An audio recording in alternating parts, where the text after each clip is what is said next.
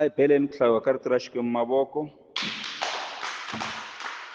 Hosi a yi mi pfuni yi mi katekisa yi mi endla hi tintswalo hi ri karhi hi mi xeweta kereke hi xeweta na vamakwerhu n'wina mi hi yingiselaka mi ri kule kwala mi nga kona hi khensa ku va mi ri part ya ntirho wa siku ra namuntlha. Hosi a yi mi katekisi hi vito ra matimba ra Yesu. Hi hlayile ka buku ya John chapter number 12 verse number 1 ku fika aka verse number 8. John chapter number 12 verse 1 ku fika aka 8. Hi lava ku ya vulavula ehansi ka nhlokomhaka leyi nge leswinene swa nuhela. Leswinene swi endla yini kereke? Swi vula ku leswi nga ri ku leswinene swa nuha a swi nuheli, mara leswinene swa nuhela. Yesu Kreste rin'wana ra masiku aka buku ya John, loko hi suka aka John chapter number 11 hi suka aka mhaka ya Lazarus na ku pfuxiwa ka Lazarus.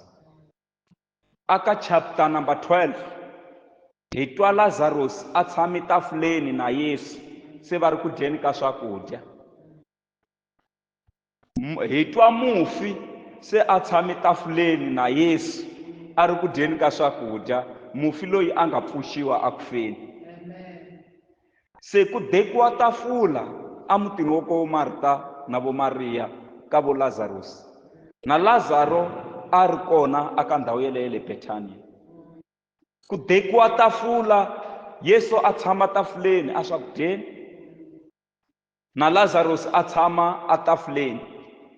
A ku ri ona hi kulukumba ku endla catering mi endlela Yesu Kreste ku a kota ku dya. Se swi vula ku swi na nkoka ku khetara nandza wa Xikwembu mi n'wi khoma kahle, makateka a hi swa sweswi na vo Yesu va khetariweni siku rin'wanyana va amukeriwa kahle hi tintswalo. Se loko Yesu Kreste a tshame a tafuleni ku humelela Mariya na mafurha lamo nuhela swinene ma xiyimo xa le henhla. Mafurha lawa ma vitaniwa perfume, hi lero a ku ri mafurha lawa tlhelo ku nga perfume. Mafurha lawa a ma durha ku ringana muholo wa lembe, muholo wa 12 months. Hi mhaka ya ku mafurha lawa kumbe perfume leyi a yi ringana ku xavisiwa hi tidinari ta 300, ene a minkarhini liya ya khale a hi swi tekeni ku ri minkarhi ya namuntlha perfume ya kona kumbexana ku ri minkarhi liya ya khale ya vo 80 something leyi mi kuma ku perfume ya kona yi ku yi endla 300 rand, ene khale a mi xava kota na hi cheleni na hi 30 set. Loko u ri na 5 rand a wu va u ri na mali yo tala ngopfu. Se loko perfume leyi yi za yi durha 300 rand aka malembe lawa ma vo Yesu, loko mali liya ho yi tisa aka minkarhi ya namuntlha i mali yin'wana yo tala ngopfu.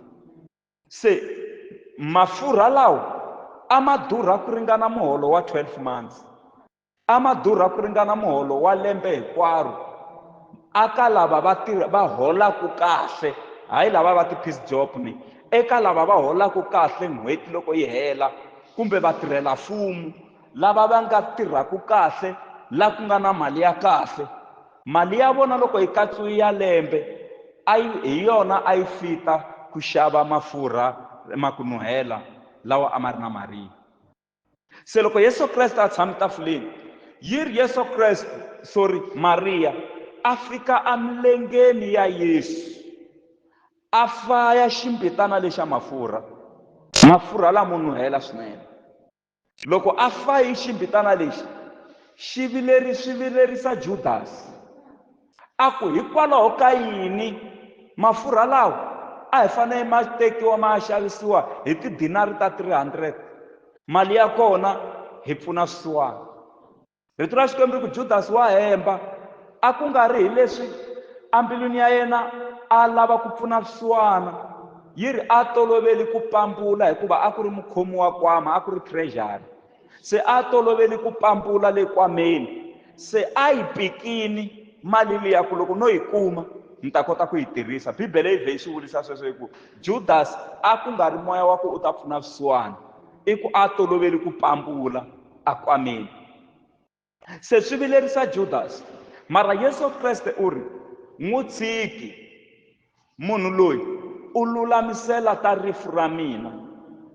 Hi ndlela yin'wanyana mafurha lawa ma lulamisela miri wa mina, hikuva yi ri a ma fayela emilengeni ya Yesu, hinkwawo ma halakela milenge ya Yesu. Kutani a ma sula hi misisi ya yena. Vanhu lava va rixaka leriya ra majuda va na misisi liya hi kulukumba liya, a khoma misisi ya yena a sulasula milenge ya Yesu hi misisi ya yena.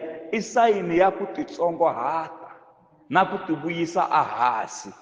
Se loko aka a suriwa milenge hi misisi liya ya Mariya liya, swi vilerisa vo Judas ku this is a waste, what kind of honor leyi a kombiwaka yona. Swi va vilerisa. Siku mi nga ta endleriwa swa kahle swi ta vilerisa vo tala. Siku mi nga ta tlakuka swi ta vilerisa vo tala. Siku swilo swi nga ta mi fambela kahle swi ta vilerisa vo tala. Mara ni khonge ku Xikwembu xi mi sirhelela, xi mi biyelela, hikuva kun'wana mupisalema u ri loko Yehovha a nga yimangi na hina i ngi valala va hina va hi mitini hi ri karhi hi hanya. Se twanani mhaka leyi ni lavaka ku hi fika eka yona. Nhlokomhaka ya hina yi ri yini? Leswinene swi endla yini? Swa nuhela. Mitirho leyinene kumbe leswinene swa nuhela. Aleluya. Loko a fayi xibodhlelana lexa mafurha xa perfume, loko se yi fayekile swi halakela milengeni ya Yesu, a sula milenge ya Yesu hi misisi ya yena, yi ri perfume liya yi nuhela yindlu hinkwayo. Mafurha a ma kongomi Yesu Kreste, mara se ma nuhela yindlu hinkwayo. Swi vula ku nuhela ka mafurha lawa se ku khumba na mpahla ya vo Judas, va sungula ku nuhela na vona. Vo Petro va sungula ku nuhela, hinkwavo lava a va ri kona va sungula ku nuhela na vo Lazarus, mara ku nga fayeriwi yena. Hi lero yindlu hinkwayo yi sungula ku nuhela. Va kwihi lava nga ta endla ku yindlu hinkwayo yi sungula ku nuhela? Va kwihi lava nga ta endla ku muti hinkwawo wu sungula ku nuhela? Twanani mhaka leyiwani, mi nga lombi va ka n'wina mali, va nyikeni kunene. Ni tlhela ni yingeta mhaka leyiwani. Loko se mi fiki ka xiyimo xa ku va mafurha yo nuhela yindlu hinkwayo, a mi lombi tintisana ta n'wina mali kumbe vatswari va n'wina kumbe rixaka ra ka n'wina mali, a mi va lombi, mo va nyika kunene. Hi ku loko mo va lomba ve nge vuyisi ene va rixaka, swi vula ku se ndyangu wa ka n'wina se wu sungula ku zondhana. Se va ni kolota. Loko mi ya mi hi londa se yi ya vuya yi tlhandlekeriwe na swin'wana, yi ta vhe yi mi bela makumu hi mhaka ya ku va ka n'wina hi vona va tivaka tindlela ta n'wina. Loyi a ku tumbelelaku hi loyi a tivaka tindlela ta wena. Se va ka n'wina a va lombiwi mali, mo va nyika kunene, mo va nyika kunene. Loko ku ri ku mi chava ku va nyika kunene yi ri cash, va byele va mi nyika account, mi va transferela. Hayi hi yeleyo 500 mi ta xavaxavanyana swin'wana na swin'wana, kumbe mali yeleyi mi nga ta va nyika yona mi nga va lombi hi ku mi ta holova. Swi vava ngopfu hi ku mi maxaka mi ta hlangana lomuya aka mitirhotirho ya kwalaha rixakeni, hi ku mi van'we. Loko mi n'wi langutisa mi kuma ku phewa ni kolota phela ni fanele ni hetisi na lwangu ra mina, pfuka a lomba mali ya mina a ku la ku endla leswi, nkarhi wolowo mi kuma ku fambi 30,000 mi lombi xaka. Mi kumi swin'wana namuntlha, xaka a ri lombiwi mali, ro nyikiwa, mi huma ka swona. Se mafurha lamo nuhela i mitirho leyinene. Loko ni ri kerekeni ni fanele ni endla ku mafurha lawa ni ma fayaka ku nuhela kereke hinkwayo. Swi vula ku mitirho leyi ni yi endlaka a ku nuheli kereke hinkwayo. Leswi ni swi endlaka etempeleni a ku nuheli kereke hinkwayo. Leswi ni swi endlaka ekaya a ku nuheli ndyangu hinkwawo. Leswi ni swi endlaka etikweni a ku nuheli tiko hinkwaro. Yi ri mafurha lawa ma endla ku yindlu hinkwayo yi sungula ku nuhela. Twana, hambileswi yindlu hinkwayo a yi nuhela, Yesu a nantiheriwa hi ku nuhela ka mafurha lawa. A twa that or wrong? A swi twa ku ma nuhela. Futhi perfume leyi loko yi ku yi nuhela na lava va nga kona na vona va twa yini ku nuhela. Na Judas loyi a ri ku gunguleni na yena a ri karhi a benefita ku nuhela loko a ku ri kona, na yena a ri ku ku tweni ku nuhela mara u le ku gunguleni. Ku na vanhu lava va pfunekaka ekerekeni na le tirhweni wa Xikwembu mara va endla ingaku a va le ku pfunekeni, va gungula mara va ri ku pfunekeni. Nandza wa Xikwembu wa tirha hi matimba mara kun'wana swi endla ingaku a nga le ku tirheni ka nchumu. A hi langusi ngopfu leswi humelelaka namuntlha, mi langusa leswi nandza wa Xikwembu a nga mi pfunisa swo kusuka le ndzhaku ku ta fika sweswi, mi ta swi vona ku u tirhi ngopfu. Se ku langutiwa sweswo swi ta mi pfuna, mara ko tala mi kuma ku langutiwa leswi nga humelela laha namuntlha swo ka swi nga ri kahle, swi vhe swi onhana leswin'wana hinkwaswo. Hosi a yi mi endli hi titswalo, hosi yi mi hlayisa. Aleluya kereke ya hosi, aleluya kereke ya hosi. Se mitirho leyinene ya nuhela, a hi lweni hi matimba ku hi komba vanhu rirhandzu, i mitirho leyinene. Ku titsongohata i mitirho leyinene, ku hanana i mitirho leyinene, ku pfuna vanhu van'wana i mitirho leyinene, ku pfuxela vanhu van'wana i mitirho leyinene. Hinkwaswo leswiya swa kahle swi hundzuka perfume leyo nuhela. Ene loko se swi nuhela, ku nuhela yindlu hinkwayo. Se swi vula ku nuhela ka yindlu hinkwayo, loko hi twa ku nuhela yindlu hinkwayo hi le ku pfunekeni hinkwerhu. Yindlu yo nuha ku hava loyi a rhandzaka ku yi nghena, a va ngheni endlwini yo nuha va fambela kule. A ku vabyi munhu ku va na xilondza xi pfumala munhu wo xi hlantswa, xi sungula ku bola, xi sungula ku huma swivungu, ku sungula ku nuha yindlu liya hinkwayo liya. Mi ta yi vona hlayi liya yo pfuxela yi ya yi ku yi hunguteka yi nga ha tshineli. Mara loko ko va ku ri na munhu un'wanyana a tlinaka ndhawu liya, mo vona swilo swi kota ku tshamiseka, swilo swi kota ku saseka. Mhani un'wana wa vabya ka ndhawu yin'wanyani, loko u ri karhi u vabya a wa ha koti na ku ya tipfuna, mo ni swi vulisa sweswo hinkwaswo swi helela kwalaya. A ni chavi ku swi vula, ni endle ku mi swi twisisa. Hinkwaswo swi helela kwalaya. Ma tiva leswi a vabyisa swona munhu loyi swi endla ingaku se o khomiwanyana hi rihuhunyana. Loko se ku thyakile a tlhela a teka a sindza na khumbi kwalaya, khumbi ri sungula ku thyaka, khumbi leriya hinkwaro leriya. Se swi endla ku na va ka vona va nga ha ngheni, ku nga ha ngheni munhu. Ndhawu yi nyanya ku nuha, ndhawu liya hinkwayo yi va yi ri na tinhongani hinkwako. Na n'wi loko ma ha nghena ejaratini a mi ta swi twa ku laha a ku ngheneki. Nkarhi wolowo u hava wo n'wi swekela swakudya, ku hava wo n'wi swekela mukapu, ndlala na yona yi le henhla ka yena. Hala miri wu ya wu hela, u ya a onta hi xiyimo, plus na moya lowu a wu hefemulaka vusiku hinkwabyo laha ndlwini lahaya wo ka wu nga ri kahle, mavabyi ma nyanya. Mara twanani ku humelele yini? Vavanuna va muti a va ta va lava ku tshinela mara va kuma ku a ku ngheneki. Hi mhaka ya ku na nkarhi wo u ta lunghisa mpahla ka ha ri hava kwalano, ma yi twa hasahasa leyi se nge le ku endlekeni. Se vo tiyimela le getini vavanuna hambi va kha va lava ku pfuxela vavanuna va ku va rixakeni kuma ku a ku ngheneki. Mara ku huma va mhani va muganga. Wa tiva loko u hanye vutomi byo nuhela atikweni, loko u hanye vutomi byo nuhela tikweni, siku u hlanganaka na xiyimo va ku tshunelela hi ku va tiva u ri munhu wo nuhela. Va ku tshunelela ku va ta ku endla ku u tlhela u nuhela futhi, mara u ri aka xiyimo xo nuha. Se loko u hanye kahle atikweni, u hanya vutomi byo nuhela, vo mhani va muganga va twanana, va ku pelapela ximanimani kwala mugangeni ha n'wi tiva, a ngo bola hi ku hi n'wi vona na. I mani a nga xi voni ku xiyimo xa ndyangu luwa leswi nge le ku humeleleni. A ka ha ri na vana kusuhani, ku hava maxaka, u yo sala a ri yexe mhani luya. A nga na nuna wa yena u lovi khale, a ka ha ngheneki. Se a hi tshinelike hi ya pfuna, vo mhani va muganga va twanana. Loko va fika laha va byela vo papa ku mi nga ha tshineli laha, mo hi nghena hina. Va ti bohaboha sweswi kwalomu tinhompfini, vo mhani lavaya va mbalambala mahandglove, va ti lunghise sweswi va nga ti lunghiselisa swona. Vo mhani va muganga va khoma mhani luya va hlambisa, va n'wi veka le ndhawini ya kahle, va nghena ndhawu liya va tlilina ndhawu liya, va cheletela mati hinkwako laya na swisibi, va tlilina ndhawu liya ku sala ku basini ku yo paa.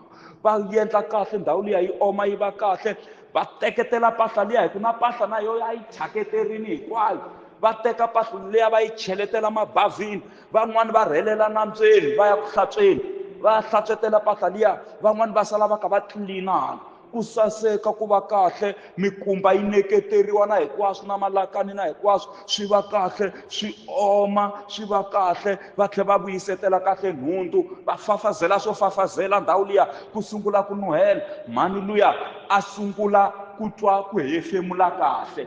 Ivi un'wana wa mhani kwalaha mugangeni a ku mhini ta tinyikela ku hamba ni tlela na mhani loyi, hi ta hamba hi cincana na vamhani lava tinyikelaku ku ni ta kota ku n'wi swekela mukapu, ni ta kota ku n'wi nyika mati, ni ta kota ku n'wi tlhogomela. Moni ku eka n'wina loko va sungula ku endla sweswo, mhani luya nyama ya yena yi sungula ku hluka, a sungula ku nyuhela. Mhani luya a phaphama, a suka a yima, a sungula ku famba hi milenge ya yena, se a ri munhu a sungula ku ti tirhela hi yexe. Se va ku hi swona mhani swimanimani, salani kahle mo hina hi tlhelela emindyangwini ya hina. Mhani loyi a sala a ka a nuhela emutini wa yena. Hanya vutomi byo nuhela, mitirho leyinene ya nuhela. Hi famba swin'we kereke ya hosi, mitirho leyinene ya endla yini? Ya nuhela. Rito ra Xikwembu ri ri kahlekahle va ka hina, ku va na vito lerinene swi tlula mafurha lamo nuhela. Se swi vula ku kwalaha loko hi ku hi endla leswinene hi fanele hi aka na vito kwalaya. Se vito lerinene ri na matimba ri tlula silivhere na suku. Se swi vula ku a ku nuheleni ka hina a hi mekeni sure ku nuhela loku ku va ku maka na mavito ma hina ma va kahle. Na loko van'wana va lava ku zama ku ma onha va nge ma koti, hikuva vito ra n'wina ri ta va ri makuwile. Hi ku loko se mi ti akeli vito ri xiximiwa tikweni le tindhawini, ku na lavo lava ku ri celacela, lavo lava ku mi onhela vito, mara va ta kuma ku vito ri makuwu khale. Xikwembu xi mi pfuna ku ya emahlweni. Mitirho leyinene ya nuhela. Se hi ku vula leswi hina hi nga laha, a hi tirheni hi matimba mitirho ya hina yi nuhela laha kerekeni, na le makaya na lomu hi fambaka kona, na lomu hi tirhelaka kona. Van'wani a va ponisiwi hi ku vona mitirho ya hina ntsena, a va ponisiwi hi ku vona mahanyelo ma hina ntsena. A hi hinkwavo lava nga ta ponisiwa hi ku twa semono ya mfundhisi Mashava. Van'wani va ta ponisiwa hi ku vona mitirho ya vanhu va le kerekeni, ku saseka ka mitirho ya vazalwana, ku saseka ka mitirho ya vana va Xikwembu swi nga endla ku swi hundzula vanhu lavo tala. Va ku kereke liya na hina hi ya nghena kona. Mitirho leyinene ya nuhela. Lava hi ya khongela mina na n'wina hi ku Xikwembu wa nga hi pfuna as entire church hi hundzuka vanhu lava nga na mitirho leyo nuhela. Ku fayiwa ka mafurha lawa a swi profeta swin'wanyana, yi ri ku nuhela yindlu hinkwayo, mara ku na van'wani mi nge va koti. Hambi ku nuhela yindlu hinkwayo hi le ku gunguleni, mara ku nuhela u le ku swi tweni, perfume wa yi twa ku na yena ku le ku nuheleni swi n'wi khoma kahle, mara u le ku gunguleni aka ku this is a waste, this is a waste. Leswi i ku luza, leswi i ku luza, mara u le ku tweni ka ku nuhela.